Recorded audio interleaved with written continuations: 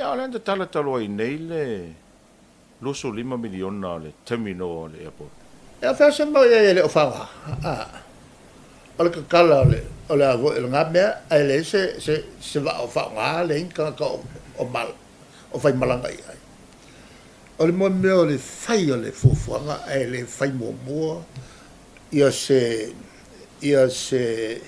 study e kilo po la nga ma kwa le ia ma sia nga alvanga ku pele nga fa le me kau fai a fai ai se mala vale le kau fai ma fa o ki ve ala le mele wo ku pu ia fa me la fa nga e ku ai mo me fa ka vo e pu ai ia il malo si mai la e fa vai il le loco o le muso e fa ngal ma le vale le nga mo kua se fe ai fe malanga inga mal pensingi ai mai se aso ngai e ongo a fai ngai ka ko vale le oi mai vale le o il malos o le po me nga la yo nga pa un ka ko vale le po i fangali po oi i faleolo